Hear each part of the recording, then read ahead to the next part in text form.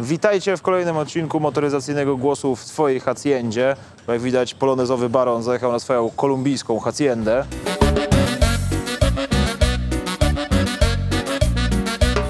Czemu mnie kręcisz? Bo ja masz tam pójdziesz.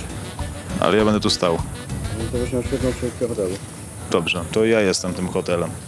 Ja jestem Bogiem, uświadom to sobie. Kolejny odcinek z wyprawy polonezem przez Amerykę Południową. W poprzedniej chyba mówiłem, że mieliśmy dotrzeć do Medellin. No więc nie jesteśmy w Medellin, a ja wam wytłumaczę, dlaczego nie jesteśmy w Medellin. Zatrzymaliśmy się w Kaukazji, która jest taką spoko miejscowością pomiędzy Cartageną a Medellin. Dzisiaj przyszła wiekopomna chwila jeszcze. Pierwszy raz w życiu będę pił kokosa. To wszystko, co nagrałem wczoraj, absolutnie się nie nadaje i zaraz wam powiem, dlaczego się nie nadaje. Kurwa, średnie. A na razie ruszamy.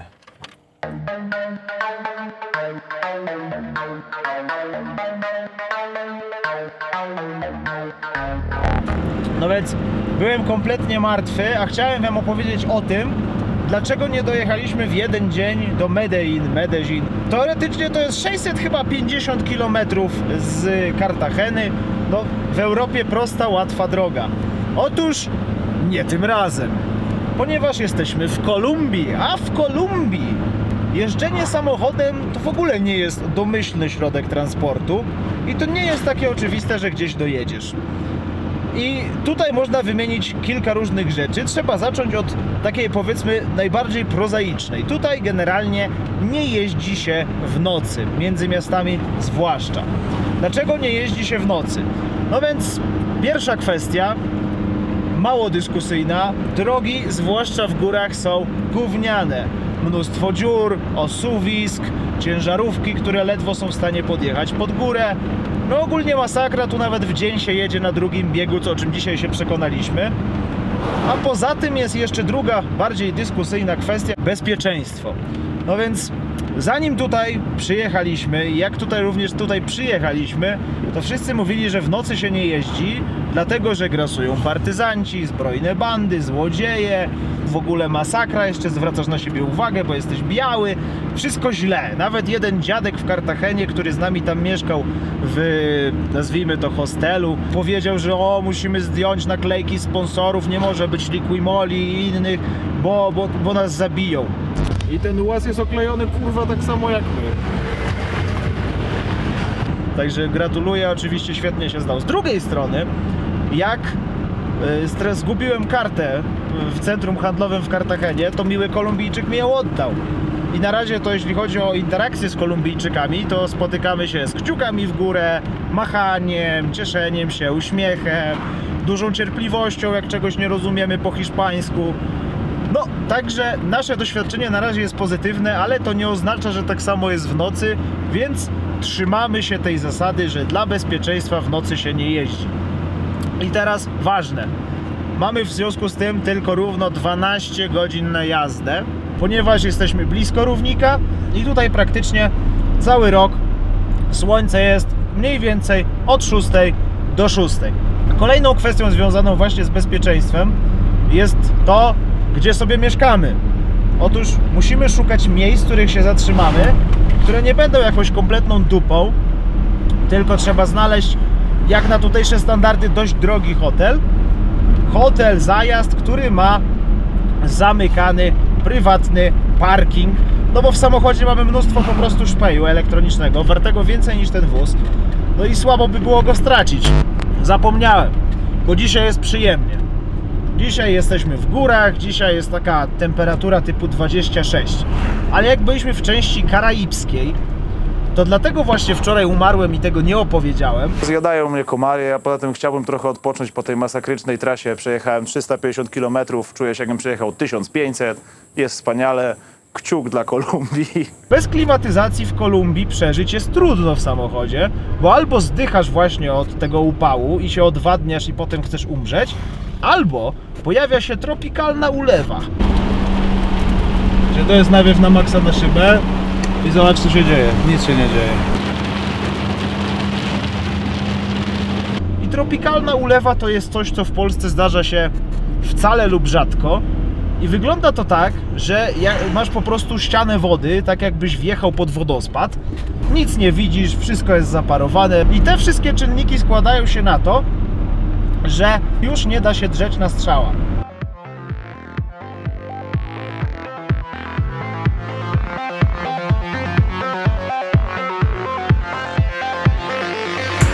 Będę miał się czym dzisiaj pobawić, że tak powiem. Trzeba będzie uruchomić drugi wiatrak, bo jak widać się nie załącza.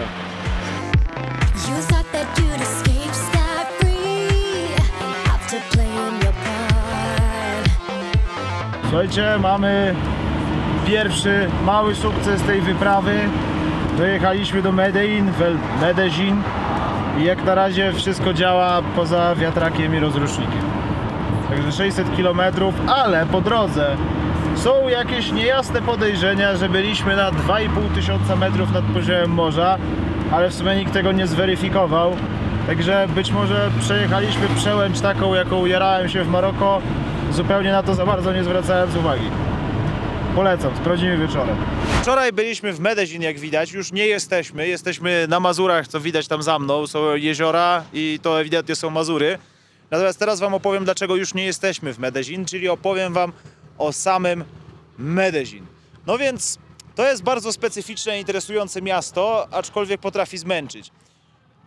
To jest miasto sprzeczności, bo z jednej strony mamy tak zwany medelliński cud, który sprawił, że to miasto z takiego najbardziej niebezpiecznego, zapyziałej, syfnej dziury zmieniło się w miasto już naprawdę rozwinięte, z metrem, z komunikacją, z biznesem. Stało się, no można by powiedzieć, że nowoczesne i jednym z symboli tej nowoczesności, już znanym tak naprawdę na całym świecie, jest Komuna 13.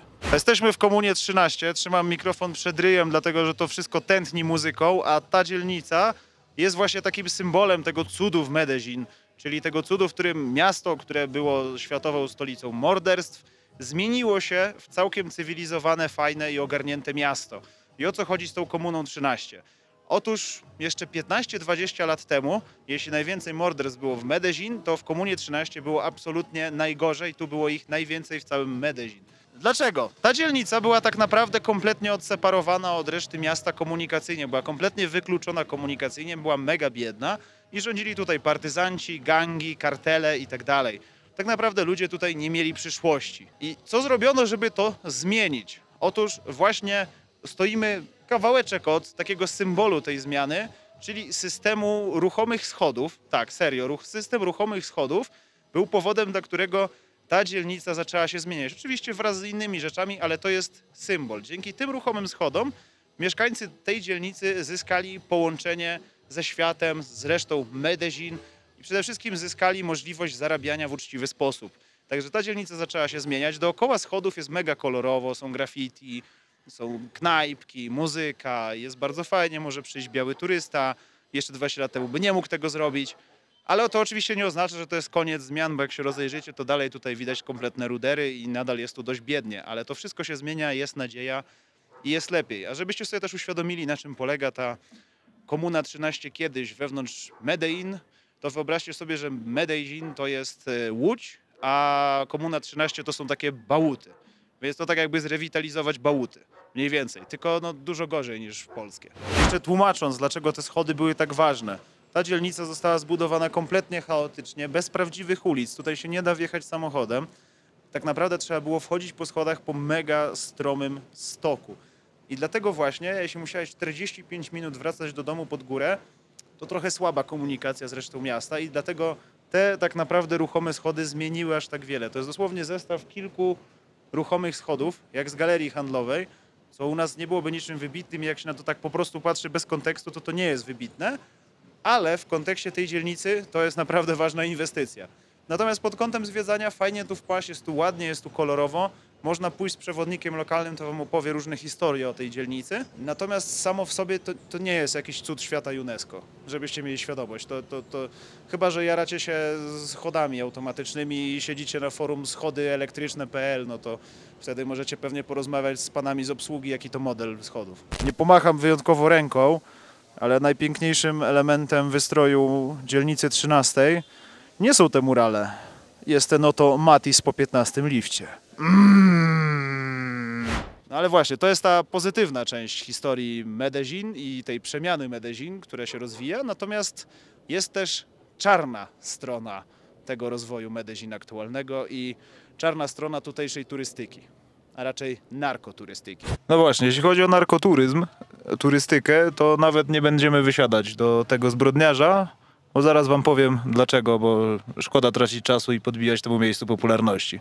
Bo o ile dla nas w Polsce to może być śmieszne, bo dla nas to jest typ z serialu o sprzedawcach narkotyków, o handlarzach narkotykami, o tyle dla ludzi z Medellin to jest człowiek, który prawdopodobnie odpowiada za śmierć ich bliskich, za śmierć tysięcy ludzi, to jest morderca, to jest przestępca, więc to jest trochę słabe, jak ludzie przyjeżdżają tam tylko po to, żeby zobaczyć jakieś muzeum Escobara, jego miejsce pochówku, jakieś takie pierdoły, jakiś mural z nim, bo to jest tak, jakby do Polski przyjeżdżali oglądać, nie wiem, dom Pershinga, kurwa.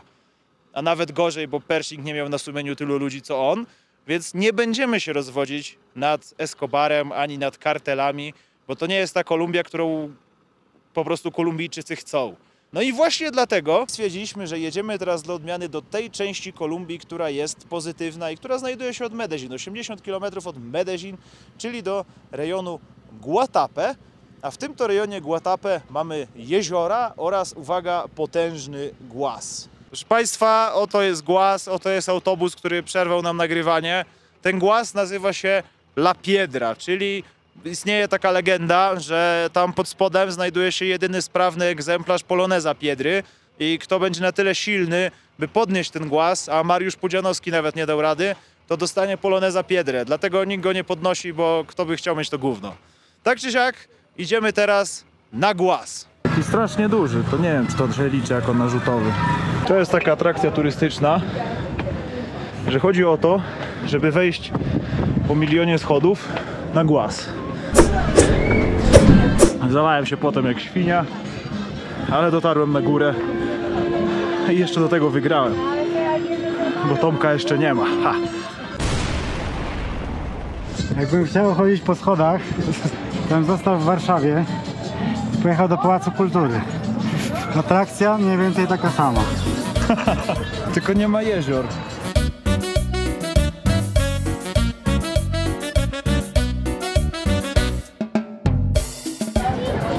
Jak będziecie kiedyś w Kolumbii, to szczera polecajka to jest napój bogów. To jest jak kwas chlebowy, tylko lepsze. Obejrzeliśmy głaz, byliśmy na głazie, teraz jedziemy zobaczyć resztę Mazur, to znaczy rejonu Guatapé.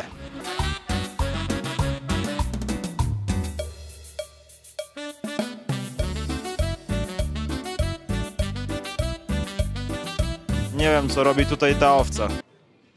Tu jakiś typ jara cygaro i... Uwaga, mam ważną wiadomość.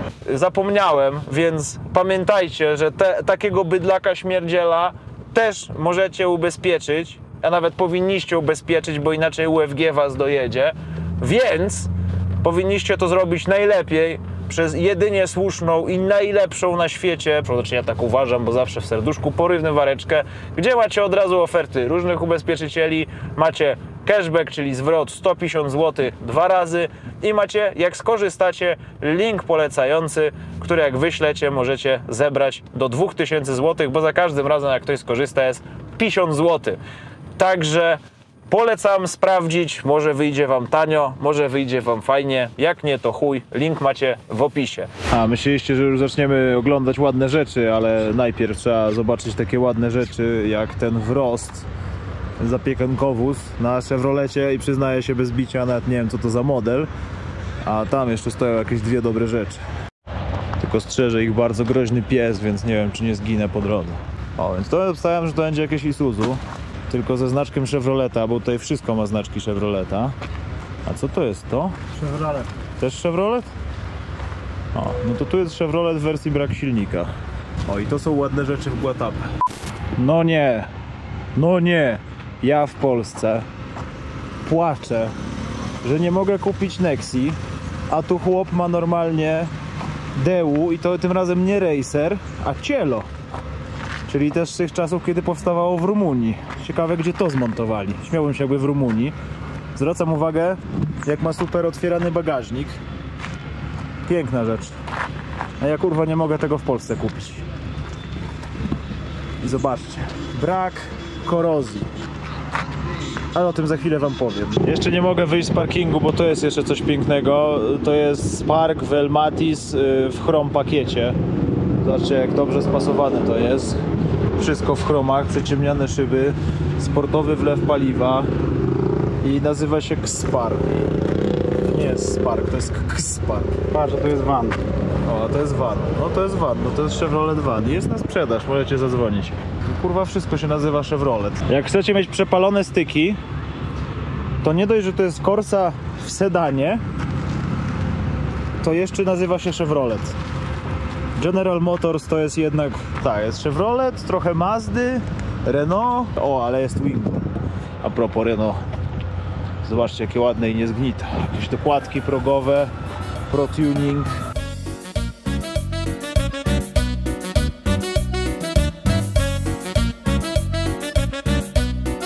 Tu macie napisane, jak się nazywa to miasto, jakbyście nie umieli zapamiętać tego, co mówię, albo ja bym mówił niewyraźnie. Bo generalnie nie wiem, czy wam mówiłem, że jesteśmy w Mikołajkach. Bardzo mi się podoba, że u dołu jest po angielsku, żeby posprzątać, a tu jest jakaś taka bardziej zaawansowana wypowiedź, że tak, twój pies załatwia potrzeby, kiedy potrzebuje, a ty pokaż, że jesteś wyedukowany chyba. Ale mogę pierdolić głupoty, bo nie znam hiszpańskiego tak naprawdę. W ramach zwiedzania Guatapę najlepiej podbić Renault 12 w kombi, które jak widać się jeszcze dobrze trzyma. Jest jednym z ostatnich, trochę jeszcze zostało, ale niewiele, które przeżyły w Kolumbii, kiedyś były mega popularne. Zwracam uwagę, jaki ma piękny zderzak. Taki chamski kawał blachy, to jest idealne. Progi ma oczywiście tutaj ulepione z gułana, ale kto by się tam tym przejmował. Spasowane stopami, ale jakimś cudem ma niepopękaną deskę w tym słońcu. Nie wiem jak. I ma kluczyki w stacyjce, to jest w ogóle poziom bezpieczeństwa w Kolumbii, nie wiem czy to widzicie. Kluczyki są w stacyjce. O, i malowany dupą był, no wszystko się zgadza, piękne, mam taką Dacię. A skoro o tym Renault 12 mowa, to warto pogadać w ogóle o samochodach w Kolumbii, przynajmniej tak do dzisiaj, co zaobserwowaliśmy. No więc Kolumbia pod kątem motoryzacji to jest kraj rozwijający się, typowy kraj rozwijający się, czyli dominują samochody nowe, ale tanie, natomiast graty już są w tej chwili bardzo mocno wypychane. Ludzie chcą się ich jak najszybciej pozbyć, kupić coś nowego, najlepiej Chevroleta Sparka. Tutaj absolutnie ten kraj bez Chevroleta Sparka by nie istniał. Jest na każdym rogu, na każdej taksówce, w każdej tak naprawdę generacji, włącznie z tą, która wygląda jak Matiz. A obok niego, takim powiedzmy chyba na drugim miejscu na oko, będzie Dacia. Tylko że tutaj Dacia sprzedają jako Renault, ponieważ już wcześniej mieli Renault, a Dacia nigdy nie była znana. Więc mamy Sandero, Dustera, tylko ze znaczkami Renault. Natomiast jeśli chodzi o graty, no to jeszcze można spotkać niedobitki Renault 12, można spotkać niedobitki Renault 9, czasami mignie jakiś Garbus, jakaś kwanciasta Mazda 323 i troszeczkę jeszcze tam jakichś starszych wozów, głównie japońskich. Natomiast poza tym już prawie je wybiło, ale ostatni Mohikanin w wersji setki, jak nie tysiące, to są ciężarówki. Ponieważ jeśli chodzi o ciężarówki, poza oczywiście tymi dużymi amerykańskimi tirami typu Mack i tak dalej, to nadal żyje tutaj wiele takich na oko 50-letnich Dodge'ów, Chevroletów, Fordów, malowanych 15 razy farbą do płotów, 50 kolorów i one dalej jeżdżą, pracują i jakby jakimś cudem przeżywają. A dlaczego właśnie przeżywają? Ano, ile udało mi się zaobserwować, o ile w Kartagenie samochody gniją, bo tam jest tak naprawdę woda morska na drogach, o tyle tutaj korozja już praktycznie nie jest problemem. A, jeszcze bonus. No i słuchajcie, trzeba poprawić licznik awarii, ponieważ to była awaria mózgu. Mianowicie myślałem, że tam w górach, że przestał nam działać dodatkowy wiatrak, a okazało się, że to mój mózg przestał działać, ponieważ dodatkowy wiatrak jest na wiązce halogenów, więc jak tak się go wciśnie, nie zadziała. Jak się go wciśnie na zapłonie, też nie zadziała. Ale jeśli włączę światła i zadziałają akurat, O, pozycyjne. To działa wiatrak. Brawo ja. Podsumujmy Guatapę. Ja zjarałem sobie ręce, więc muszę teraz się pocić nawet bez podwijania rękawów.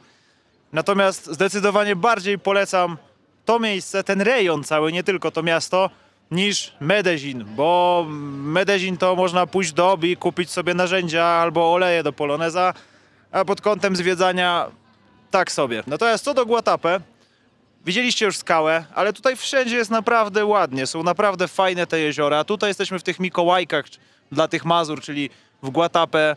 Można coś zjeść, można się napić, można pochodzić po fajnych bulwarach, można polatać helikopterem, można się przepłynąć. No jest dość turystycznie, jak oczekujecie, że to będzie takie no ale jestem podróżnikiem, to nie do końca, ale jeśli chcecie się zrelaksować, jest naprawdę fajne i piękne miejsce Kolumbii i naprawdę warto tu wpaść. Zdecydowanie bardziej niż do samego Medellin i zdecydowanie bardziej niż do jakichś rzeczy przypominających o mordercy.